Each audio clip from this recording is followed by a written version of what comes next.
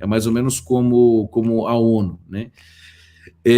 Que, assim, no meu entender, a União Europeia funciona como uma das centrais do que a gente chama de globalismo, que é essa busca desses burocratas de plantão de, através de regras, regulações, burocracias, etc., tentar construir uma nova arquitetura global, né, dos países, tentar integrar o mundo inteiro num único sistema econômico, etc., né? Isso foi dito, inclusive, né, no meio dessa pandemia, saiu no Valor Econômico a fala de um inglês dizendo, olha, essa pandemia abriu as portas para a gente começar a repensar, pensar novamente na tese de uma ordem mundial nova, né? Não, na minha opinião, essa governança global, para mim, talvez a maior ameaça à democracia. Não tem claro como você encarar um mundo democrático se você pretende um governo, né, global. Isso é inadmissível e pouca gente percebe, né? A diferença entre globalização e globalismo, pouca gente entende.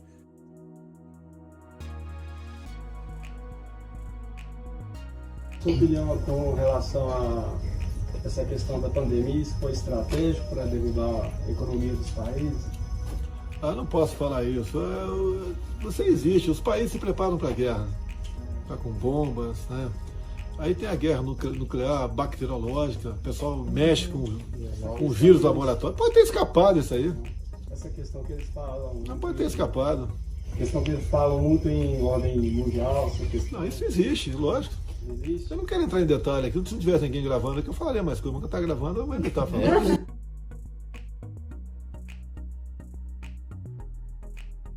No, well, it's a communist superstructure hiding or masquerading as health precautions. And I'm sorry, but we're a sovereign and free people, and we're going to stay a sovereign and free people if I think good people have anything to say about it. So this is globalist social engineering.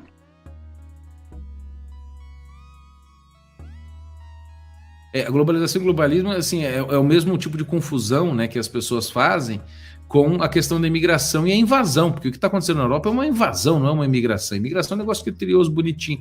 E globalismo é um processo forçado. A globalização é um processo natural que ocorre desde sempre, que seria o intercâmbio principalmente econômico e depois cultural entre as nações, né? Agora, o que eles estão querendo é forçar isso nas nações, né?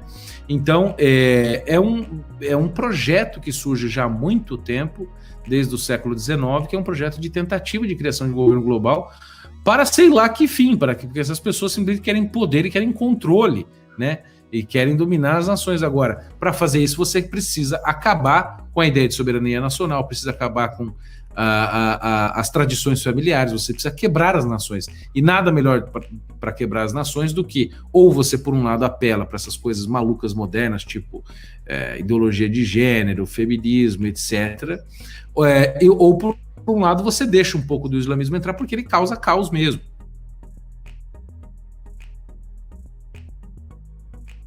Pega, por exemplo, esse ano morreram 4 vezes mais pessoas de HIV do que de Covid no mundo inteiro. E aí? Morreram 6 vezes mais crianças abaixo de 5 anos do que morreram de Covid. Alguém falou disso? Não. Morre mais gente de fome do que morre de Covid.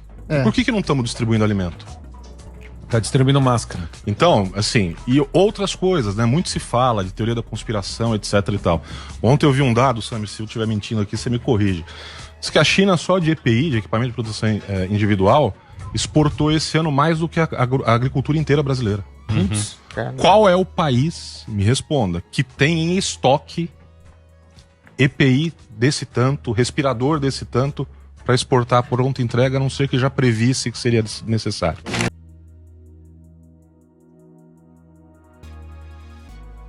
Well, folks, they're certainly becoming more upfront with the agenda, aren't they? This tweet is from Time magazine from the 23rd of October. The Great Reset by Klaus Schwab. And it's an image of the world being reconstructed. I mean, come on. How much more evidence do you need that the world is supposed to be massively reordered after the COVID crisis? Because to rebuild a new world order, you have to tear down the old one, and that can only be done with some kind of crisis, almost like the crisis itself was part of the re-engineering process. So, let's connect a few more dots in this global plan. beginning with this video from 2016 from Klaus Schwab's World Economic Forum. 8 predictions for the world in 2030. You will own nothing and you will be happy. Imagine that. Imagine the total abolition of private property right. Anyway, everything I'm picking up from the World Economic Forum and the Great Reset and the Fourth Industrial Revolution and the UN's Agenda 2030 Sustainable Development Goals project, it sounds an awful lot like global communism to me. The idea that you won't own anything is simply priming you for extreme levels of poverty.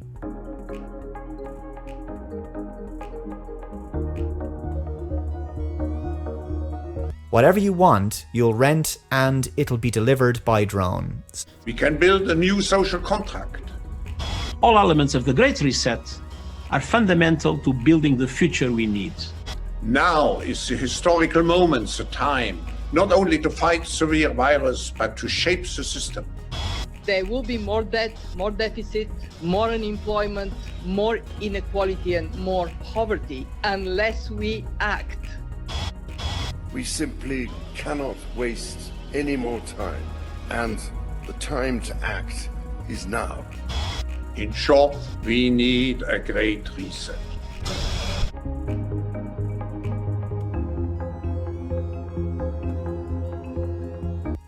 The US won't be the world's leading superpower. A handful of countries will dominate. As you can see, this is purely about the destruction of the Western world, democracy, and the free market itself. You'll eat less meat. They want to take red meat out of our diet because it's a great source of protein, and for men it boosts testosterone. Dr. Anthony Fauci. Now, I've never been in the anti-Anthony Fauci chorus, but then he wrote a piece in a science journal. He co-authored it in a journal called Cell. And he is let saying, me read it. Let me read it for everybody here, because this is part of what he said. Living in greater harmony with nature will require changes in human behavior as well as other radical changes that may take decades to achieve, rebuilding the infrastructures of human existence. We will need to prioritize changes in those human behaviors that constitute risks for the emergence of infectious diseases. Wesley, explain that, rebuilding the infrastructures of human existence. First, he said, we have to expand the power of the United Nations and the World Health Organization to accomplish this. And then what he's basically talking about is an international, an international technocracy in which the international bureaucrats would be able to establish this kind of draconian imposition where we have to change our entire lifestyles. We have to change the way we live. We have to change our water systems. We have to change the way we travel and that kind of thing. It's just the most remarkable call for an authoritarian imposition internationally, and it got almost no attention. I was stunned when I read this. Cell is a very respected science journal, but this wasn't about science. This was about ideology. So this is globalist social engineering. Yeah, on stilts, you know, as the old saying goes. On steroids. It's really a remarkable call by one of the most, quote, respected people in this country dealing with COVID. And he's not dealing with COVID in this. He's saying that basically what we have to do is prepare for the next pandemic. And so this would be a permanent condition because supposedly we're entering into the era of pandemics, and this is how we're going to have to live to try to keep safe. You know, I don't want to be a serf. I want to be a free person and make my own decisions. I'm not against, of course, reasonable public health laws, but things like remaking the entire human infrastructure, as far as I'm concerned, should be off the table from the beginning.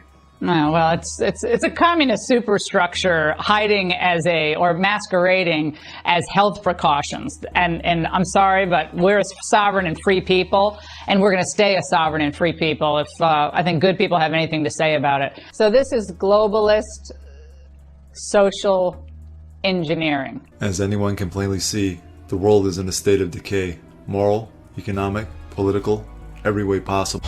In short, we need a great reset.